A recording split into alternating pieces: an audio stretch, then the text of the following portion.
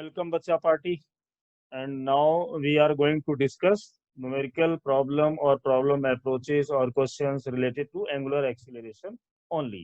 यानी इस पार्ट में हम लोग डिस्कस करेंगे क्वेश्चंस ओनली। जीरो लेवल से स्टार्ट करेंगे, स्लो स्लो बढ़ाएंगे। जैसे कुछ चीजें आएंगी बेटा जो परेशान करेगी, एक आरपीएम, एक होगा फ्रीक्वेंसी और एक होगा टाइम पीरियड। हम सारे बच्चों को पता है, 9 से पढ़ते आ रहे हैं कि फ्रीक्वेंसी का मतलब 1 अपॉन टाइम पीरियड होता है। तो कुछ चीजें मैं जल्दी से बता दूं। जैसे क्वेश्चन में कहीं पे लिखा हुआ है कि एक पार्टिकल है जो 100 रेवोल्यूशन करता है 10 मिनट में, यानी 10 मिनट में वो 100 राउंड पूरे करेगा। अगर सर्कुलर मोशन ऐसे कर रहा है तो वो बार बार 100 राउंड पूरे कर लेता है 10 मिनट में। अब हमारी प्रॉब्लम क्या है कि जब हम क्वेश्चन सॉल्व करेंगे तो एंगुलर वेलोसिटी की जरूरत हमें पड़ेगी। एंगुलर वेलोसिटी होती है थीटा अपॉन टी पूरे राउंड के लिए। तो अब यहाँ पे अगर कोई पार्टिकल कंप्लीट राउंड लेता है बच्चों, तो एंगल कितना घूमेगा, 2 पाई। टाइम कितना लगेगा, कैपिटल टी। इस कैपिटल टी को हम बोलते हैं टाइम पीरियड, और 2 पाई तो पता ही है। अब अगर मैं फ्रीक्वेंसी के टर्म में इसको लिखना चाहूँ तो टी यहाँ से हटा दूंगा तो मेरा आसान हो जाएगा सॉल्व करना। 2 पाई एन ओमेगा की वैल्यू 2 पाई एन या 2 पाई टी हम सॉल्व कर सकते हैं। अब एंगुलर वेलोसिटी की यहाँ से सोचो डेफिनेशन क्या होगी। जैसे हम वेलोसिटी की डेफिनेशन पढ़ते हैं, डिस्प्लेसमेंट पर यूनिट टाइम, यानी अगर मैं यहाँ पे टी का वैल्यू 1 कर दूं तो ओमेगा की वैल्यू थीटा हो जाएगी। अगर मैं 1 कर दूं, अब ये 1 में क्या करने वाला हूँ, सेकेंड करने वाला हूँ, मिनट करने वाला हूँ। अगर मैं आरपीएम की बात करूं तो मैं ये कह रहा हूँ आरपीएम का मतलब हुआ R for round, P for per और एम फॉर मिनट। अगर एस कर दूं तो राउंड पर सेकंड हो जाएगा। तो ये चीजें हमें थोड़े से माइंड में रखनी है। अब यहाँ पे सोचो, अगर मैं पहले बात यहाँ पे इसकी करूं, 10 मिनट 100 रिवोल्यूशन, इसका मतलब क्या है। अगर मैं बच्चों यहाँ से पूछूं, 10 मिनट है ये, अगर मैं इसको 10 × 60 कर दूं, अब ये सेकंड हो जाएगा। तो मैं कह सकता हूं कि इतने सेकंड में कितने चक्कर मारेगा, कितने रिवोल्यूशन करेगा, 100। बट फ्रीक्वेंसी की डेफिनेशन क्या होती है, number of revolution in A 1 second. फिर मैं एक बार बोल रहा हूँ, फ्रीक्वेंसी का मतलब होता है नंबर ऑफ चक्कर, number of revolution in A 1 second. तो अब बताइए, यहाँ पर आ रहा है 600 सेकेंड, कितने रेवोल्यूशन, 100 रेवोल्यूशन।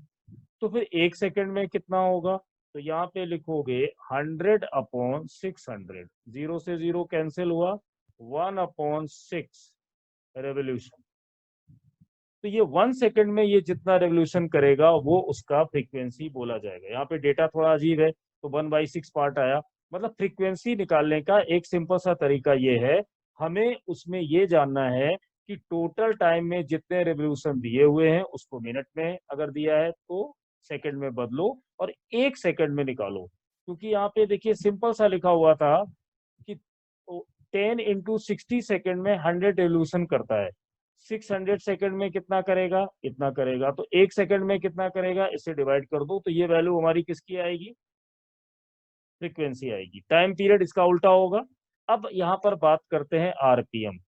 आरपीएम का मतलब समझ गए ना, एक राउंड को पूरा करने में जो पर मिनट टाइम लगेगा वो एंगुलर वेलोसिटी भी होगा। तो एंगुलर वेलोसिटी को हमने अभी प्रूव किया था कि 2 पाई/टी होता है। ठीक। अब सोचो हमारे क्वेश्चन में आरपीएम लिखा हुआ है, तो आरपीएम का मीनिंग क्या है कि टाइम का वैल्यू मिनट में है।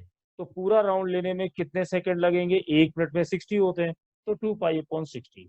यानी आरपीएम को हमेशा हमें याद रखना है 2 पाई/60। मान लो किसी क्वेश्चन में लिख के आता है 300 आरपीएम, हम वहाँ टाइम वेस्ट नहीं करेंगे। बहुत से क्वेश्चन होंगे कि एक व्हील रोटेट कर रहा है, फैन रोटेट कर रहा है, उसका आरपीएम इतना है, इसका आरपीएम इतना है।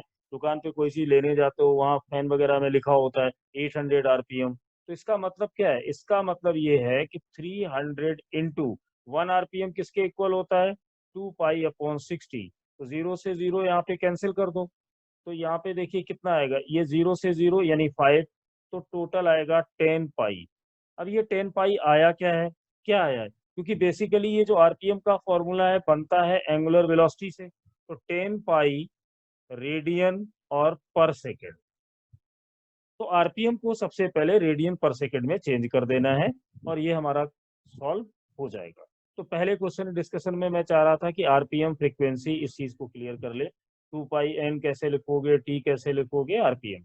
अब इसमें बच्चों देखो दूसरी टाइप, सेकेंड टाइप में अगर मैं यहाँ पर एक वैल्यू लिख दूं, सपोज ऐसे लिख दूं कि थीटा का वैल्यू दिया है 4t³ और प्लस में यहाँ लिखा है t² और यहाँ लिखा है t।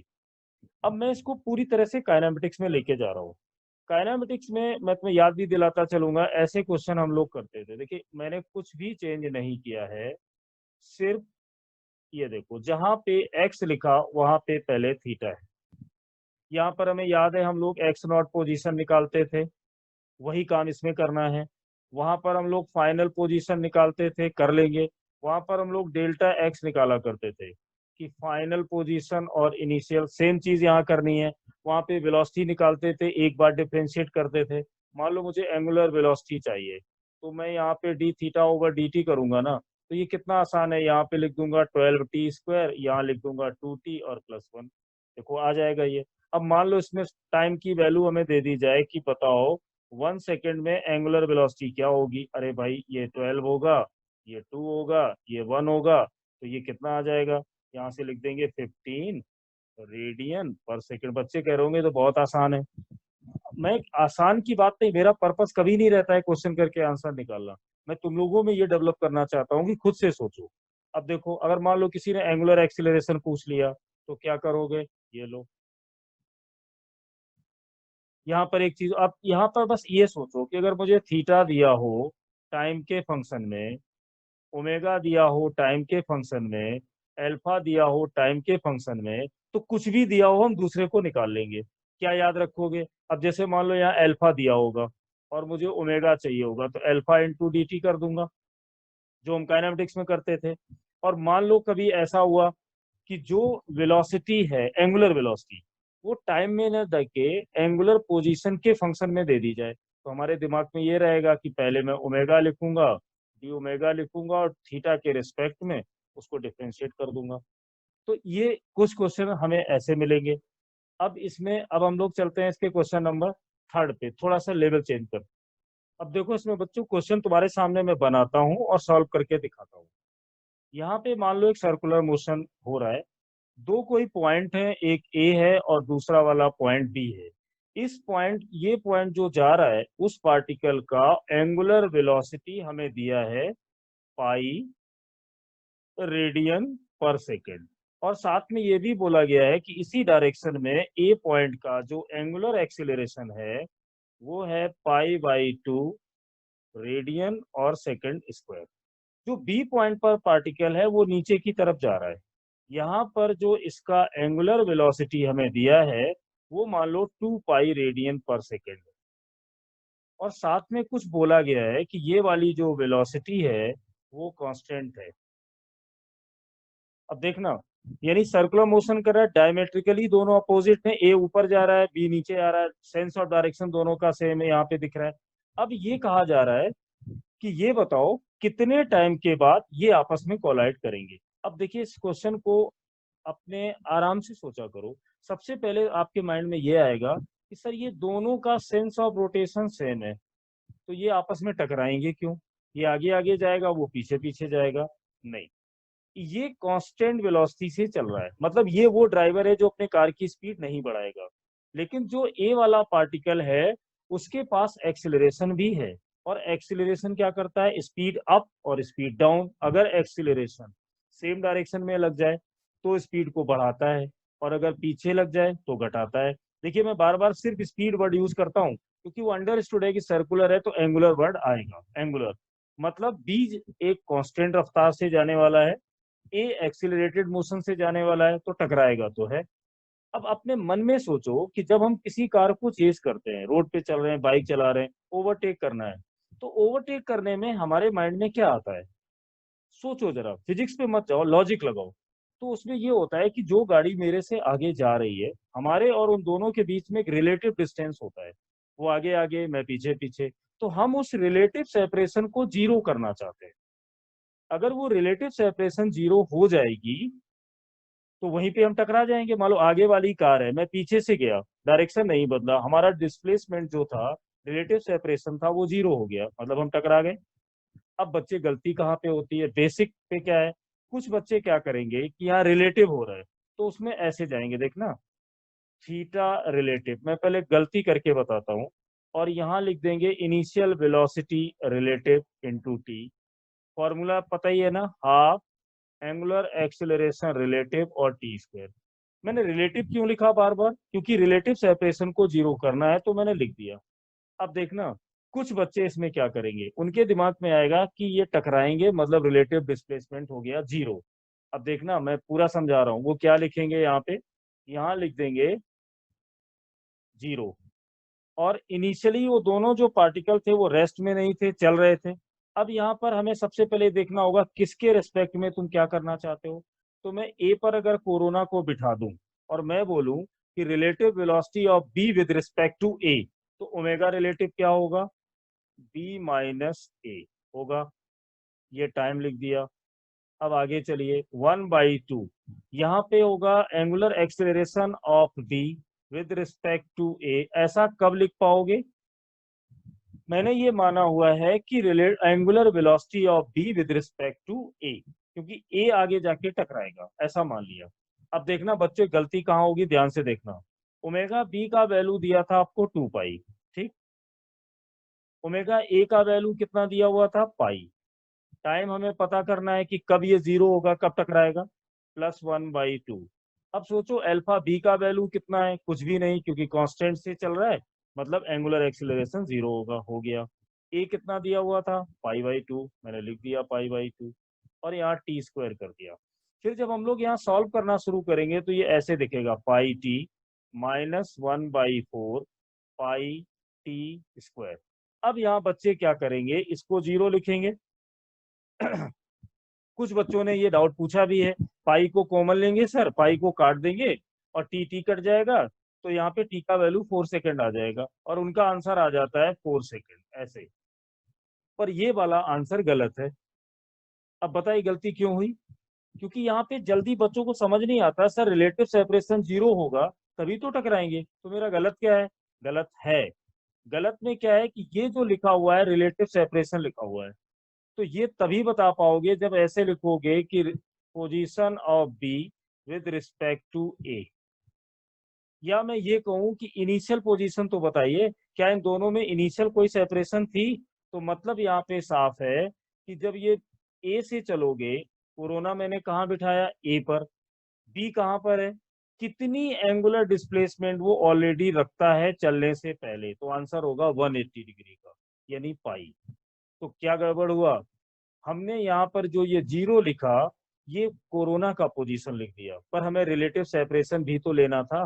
तो अब दोनों के बीच में रिलेटिव सेपरेशन क्या है, कहाँ से मेजर करोगे, जहां पे ऑब्जर्विंग पॉइंट है, वही रेक्टिलिनियर मोशन पूरी तरह आने वाला है।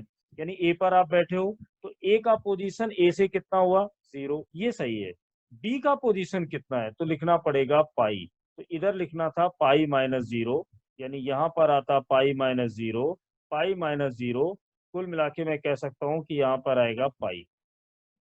तो देखो जब जीरो आया तो आंसर 4 सेकंड आ रहा था, लेकिन अब 4 सेकंड नहीं आएगा क्योंकि यहाँ पे पाई आ गया। तो अब हम लोगों को क्या करना पड़ेगा, जब यहाँ पे ये पाई आ जाएगा, तो अब देखिए पाई से पाई ये कैंसिल होता चला जाएगा, तो 4 को एलसीएम ले लो और 4 इधर भेज दो, तो 4 यहाँ पर होगा, 4t यहाँ पर होगा, और पाई पाई तो अब बचा नहीं है, तो टी स्क्वायर, इसको मैं लिख सकता हूँ टी स्क्वायर, राइट से लेफ्ट में लेकर आओ, ये -40 होगा, ये प्लस का 4 होगा, और ये जीरो। अब इसके आसानी से फैक्टर हो जाएंगे, -2 तो टी का वैल्यू आएगा 2 सेकंड, 4 नहीं आएगा। तो इस प्रॉब्लम के थ्रू मैंने क्या समझाया है, एक तो ये कि कॉलिजन का मतलब क्या है, एक्सीलरेशन का मीनिंग क्या है, और इक्वेशन लिखते समय याद रहे जल्दबाजी नहीं करनी। थीटा रिलेटिव का मतलब था दोनों का सेपरेशन। तो इनिशियली मुझे ये देखना पड़ेगा ए कहाँ है, बी कहाँ है, और फ्रेम पर फोकस करना पड़ेगा। तो इस टाइप से कंसेप्चुअली चलोगे, गलती होगी नहीं। अब देखते हैं एक और क्वेश्चन नंबर 4। अब देखो इसमें ये जो क्वेश्चन एक मैंने यहाँ पे लिखा हुआ है, a wheel is subjected to uniform acceleration. सबसे पहले देखो यूनिफॉर्म एक्सीलरेशन मतलब यहाँ पर पहला ऑब्जर्वेशन है, अल्फा का वैल्यू कांस्टेंट होगा, ठीक। About its axis initially it's angular velocity is zero, यानी ओमेगा नॉट का वैल्यू जीरो है। In the first 2 second it rotates through an angle theta 1. In the next 2 seconds, it rotates through an additional angle theta 2. Find the ratio theta 2 upon theta 1. अब इसको बच्चों ऐसे देखो, हम लोग rectilinear motion बहुत अच्छे से प्रैक्टिस करके आए हैं कि यहाँ से कोई u इक्वल 0 पर एक पार्टिकल चला और t1 उसने 2 सेकेंड लिया। अब नेक्स्ट 2 सेकेंड में वो ये डिस्टेंस s1 चलता है, ये डिस्टेंस s2 चलता है। तो अब S2 और S1 का रेशियो बताइए। ये क्वेश्चन हमने बहुत किया हुआ है, वही तो पूछा है यहाँ पे। मतलब और एक्सीलरेशन कांस्टेंट है, इनिशियल वेलोसिटी 0 है, एक्सीलरेशन कांस्टेंट है, मतलब इक्वेशन ऑफ मोशन लगेगा। तो अब डिस्प्लेसमेंट S1 हम लोग क्या लगाते थे, S equal ut plus half at square. Mind में वही रखो, ये लिखा हुआ है ut और ये लिखा हुआ है हाफ at स्क्वायर। बस सिंबल माइंड में कन्वर्ट करने हैं।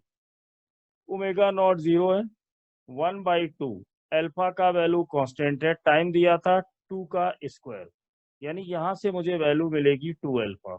ये थीटा बना गया। अब मुझे निकालना है थीटा 2। तो हमेशा ध्यान रखो, जो मेजरमेंट होते हैं वो हमेशा कहाँ से होते हैं, फ्रेम ऑफ रेफरेंस से।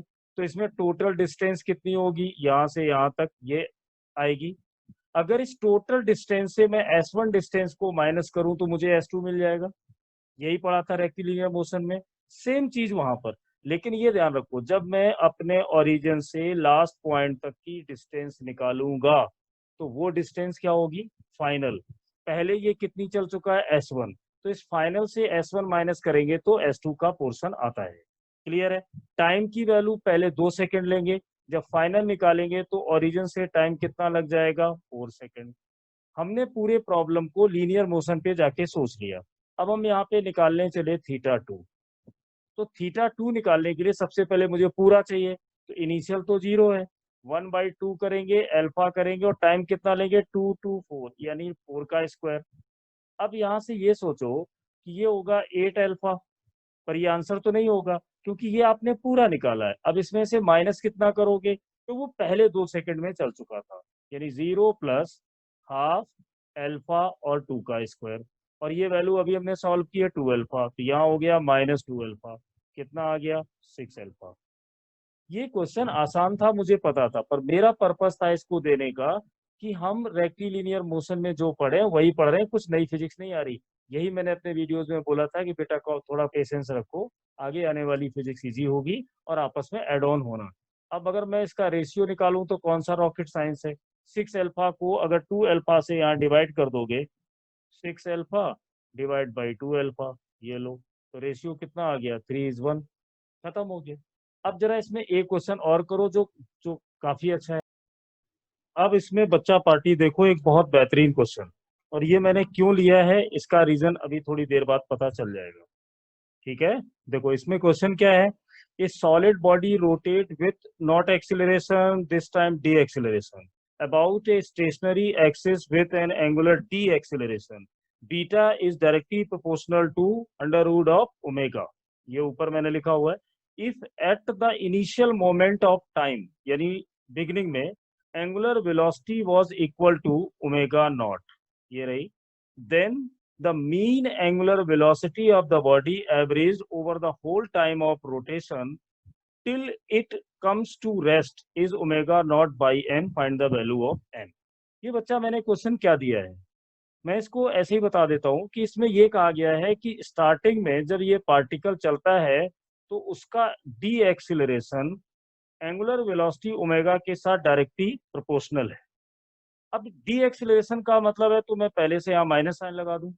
अब इसने ये कहा है कि इनिशियल मोमेंट पर अगर इसका एंगुलर वेलोसिटी ओमेगा नॉट था तो इसका मीन एंगुलर वेलोसिटी बताइए, मतलब एवरेज एंगुलर वेलोसिटी बताइए, लेकिन टाइम क्या लेंगे सर। तो इसने इनडायरेक्ट में आपसे बोला है कि बताना तो है, but whole time of rotation till it comes to rest, total time वो लेना है जब ये रेस्ट में आ जाती है। तो इस टाइप के क्वेश्चन को अप्रोच तो अपनी रेक्टिलिनियर मोशन से ही करेंगे। मैंने क्यों दिया है वो देखना है। देखो ये एक्सिलरेशन लिखा हुआ है, तो मैं इसको लिख सकता हूँ D omega over D T. यहाँ से प्रोपोर्शनल साइन हटाऊंगा तो एक कांस्टेंट आ जाएगा। मेरा पर्पज है एंगुलर वेलोसिटी पे जाना, तो मैंने यहाँ पे लिखा डी ओमेगा यहाँ पर हुआ माइनस के और डी टी। ये ओमेगा जब मैं इधर लाऊंगा तो ओमेगा हो जाएगा माइनस का 1/2। इसमें कोई डाउट नहीं है। अब जब इसको इंटीग्रेट करोगे तो टाइम टी इक्वल 0 से स्टार्ट करो, इनिशियल लिमिट, फाइनल ले लो टी। अब मैं यहाँ पर अभी इस बारे में बात नहीं कर रहा हूँ कि ये रेस्ट में आएगी या नहीं आएगी, मैं फुल क्वेश्चन पे जा रहा हूँ। तो इनिशियल एंगुलर वेलोसिटी हम लेते हैं ओमेगा नॉट से और फाइनल लेते हैं ओमेगा से। अब देखिए ओमेगा -1/2 को इंटीग्रेट करो। ये क्वेश्चन बच्चों आपको ये बताएगा कि बेसिक मैथ का इंपॉर्टेंस क्या है, इसलिए इसको मैंने यहाँ पे लिया हुआ है। अब देखो -1/2 + 1 डिवाइड बाई -1/2 + 1 करोगे तो, और उसके बाद फिर ये लिमिट रखोगे तो देखिए माइनस तो यहाँ भूलना मत। यहाँ पर आएगा ओमेगा 1/2 प्लस का हो जाएगा जब 1 ऐड करोगे, यहाँ भी होगा 1/2। लिमिट्स हमारी होगी ओमेगा नॉट से ओमेगा। इधर जब मैं सॉल्व करूंगा तो के टी आएगा। अब ये 1/2 को ऊपर ले जाओ, माइनस साइन को भूलना नहीं, रूट का मतलब अंडर रूट होता है, 2 को मैं ऊपर ले गया तो कैलकुलेशन करने के बाद 2 root omega minus 2 root omega not किसके इक्वल हुआ भाई, के टी के इक्वल हुआ। अब यहाँ से ये देखो 2 मैं कॉमन ले लूंगा, मेरा पर्पज है ओमेगा को निकालना। तो मैंने ओमेगा निकाला तो यहाँ पे क्या होगा, रूट ओमेगा नॉट इधर जाएगा, के टी यहाँ पहले से है, ये माइनस साइन भी जाने वाला है तो के टी हो जाएगा माइनस का। क्यों हो जाएगा, क्योंकि मैं इस माइनस को जब राइट में लेके जाऊंगा तो ये होगा। लेकिन यहाँ रूट ओमेगा था, मैंने तो लिखा नहीं, और ये 2 कॉमन भी लिया है तो यहाँ पे डिवाइड करो 2 और ये होल स्क्वायर बनेगा ऐसे। क्या कैलकुलेशन की मैंने, जल्दी से 2 को कॉमन लिया, इधर डिवाइड किया तो KT/2 हो गए, माइनस भेजा तो ओमेगा आ गया। बच्चों यहाँ तक पूरा ओमेगा निकालना है इस क्वेश्चन। ओमेगा निकालने से फायदा क्या होगा, इस क्वेश्चन का अगला सेगमेंट ये कहता है उस टाइम पर मीन एवरेज वेलोसिटी निकालिए जब ये रेस्ट में आती है। तो सोचो अब इसका स्टॉपिंग डिस्टेंस क्या है, मैं डिस्टेंस बोल रहा हूँ, आप लोग क्या बोलोगे, जब ये रुक जाएगा तो टाइम क्या है, यानी स्टॉपिंग कहाँ पे होगी, फाइनल एंगुलर वेलोसिटी को 0 रखना है। इनडायरेक्ट में हमसे ये बोला जा रहा है। तो इस एक्सप्रेशन में जब ओमेगा को 0 डालोगे तो यहाँ से होल स्क्वायर का कोई मीनिंग नहीं होगा, तो टाइम का वैल्यू आएगा हमारे पास 2 रूट ओमेगा नॉट और डिवाइड बाई के। यानी ये वो टाइम है जिस पर आपको एवरेज वेलोसिटी निकालनी है। अब बच्चों आगे सोचो, अगर मैं इसका एवरेज वेलोसिटी निकालना चाहूँ तो अपनी काइनेमेटिक्स में क्या था, मुझे चाहिए टोटल डिस्प्लेसमेंट, कौन सा, यहाँ पर एंगुलर डिस्प्लेसमेंट है, हमें चाहिए टोटल टाइम। अब ये टोटल डिस्प्लेसमेंट आएगा कैसे, अपने आप से पूछो। Omega equal theta upon T होता है, तो थीटा क्या होगा, ओमेगा इंटू टी। यानी ये कहा जा रहा है कि पूरा अगर निकालना है तो पहले ओमेगा लिखिए, फिर थोड़ा टाइम इंटरवल लीजिए और इसको इंटीग्रेट कर दीजिए 0 से लेकर पूरे टाइम तक। कौन सा पूरा टाइम, जो मैंने यहाँ पे निकाला हुआ है। डिवाइड किससे करोगे, फिर डी टी लो, 0 से लेकर टी तक। अब इसमें है क्या, सिर्फ और सिर्फ कैलकुलेशन। ये देखिए मैं एक बार यहाँ पे हल्का सा लिख के बता देता हूँ। ओमेगा कहाँ है, सोचो अगर मैंने यहाँ पर ये ओमेगा नहीं निकाला होता, यहीं पर लिमिट को 0 रख दिया होता, जिन बच्चों ने ऐसा किया है कि फाइनल ओमेगा ना लिख के 0 निकाल दिया, तो वो यहाँ पर आके फंस जाएंगे कि सर मैं ओमेगा कहाँ से निकालूं, ये तो मुझे मिल ही नहीं रहा है। लेकिन जिन्होंने ऐसा बाद में किया उन्हें ये देखिए ओमेगा का वैल्यू मालूम है। क्या निकाली थी, पूरी वैल्यू यहाँ पर लिखो, तो ये था रूट ओमेगा नॉट माइनस का के टी डिवाइड बाई 2 और इसका क्या करेंगे, होल स्क्वायर। लिमिट क्या लेंगे, 0 से लेकर टी तक। यहाँ पर क्या होगा, डी टी डिवाइड किससे करोगे, इसका इंटीग्रेशन करने के बाद टी। अब ये बच्चों सॉल्व करने तो मैं नहीं जा रहा हूँ, मेरा पर्पस था ये बताना कि आप ओमेगा पूरा क्यों निकालोगे। बस इतना हिंट करे दे रहा हूँ कि जब इसको इंटीग्रेट करोगे, अगर चाहो तो मैं थोड़ी सी इसमें हेल्प कर दूंगा कि जब हम लोग इसका इंटीग्रेट करेंगे तो करते कैसे हैं। इस पूरे फंक्शन को कोई एक वैल्यू मानेंगे x या t कुछ भी, 2 में 1 ऐड करेंगे तो 3 आएगा, यानी अंदर का वैल्यू वैसा ही लिख दो, माइनस, ये बेसिक मैथ में पढ़ा होगा, KT/2 और ये होगा 3। इसको डिवाइड करोगे, वेरिएबल के साथ किसका मल्टीप्लाई है, -k/2 का, और ये 2 + 1 डिवाइड बाई 2 + 1 तो आएगा ही, मतलब यहाँ पर आएगा 3 और माइनस का k/2। ये हुआ इसका इंटीग्रेशन। अब इस पूरे को डिवाइड किससे करना है, फिर आपके पास t है, पर बच्चों ये नहीं भूलना है कि हमें लिमिट क्या लेनी है, 0 से t। अब इसमें क्या होगा, अगले स्टेप में हमें पता है इस टी की जगह हम क्या रखेंगे, इस टाइम पे पूछा गया है, तो इसका वैल्यू होगा 2। बहुत बढ़िया क्वेश्चन है, आराम से ऐसे क्वेश्चन कभी कभी फंसेंगे, तो अभी से आदत डाल दो, घबराना नहीं है और पूरा सॉल्व करके जाना है। उसके लिए कैलकुलेशन बहुत फास्ट होनी चाहिए। तो ये क्वेश्चन लेने का पर्पस था, ये बेसिक मैथ का क्या इंपॉर्टेंस है, क्यों पढ़ाई गई थी स्टार्टिंग में ये। तो अब देखो यहाँ पर ये 2 ऊपर जाएगा, मतलब एक कैलकुलेशन है, अपर लिमिट टी डालोगे, टी की जगह क्या लिखोगे ये, फिर लिखोगे 0, ये टी याद रखना, तो अंदर देखोगे कुछ कैंसिल होगा और सॉल्व होने के बाद ये आएगा ω0/3। तो जब कंपेयर करोगे तो एन की वैल्यू हमें मिल जाएगी 3 यहाँ से। तो ये था पर्पस। मैंने इसमें क्या किया है, एंगुलर एक्सीलरेशन को डिस्कस किया, उसके क्वेश्चन इजी और टफ की तरफ आए। अब हम लोग अगले पार्ट में रेडियल एक्सीलरेशन और टेंजेंशियल एक्सीलरेशन को कम से कम 2-3 मेथड से बहुत अच्छे से एक्सप्लेन करेंगे। जब पूरी थ्योरी अच्छी कमांड हो जाएगी, फिर उसका नेक्स्ट पार्ट बनाएंगे, क्वेश्चंस करेंगे बेसिक से टॉप तक, वो देखेंगे अगले वाले पार्ट में। Thank you.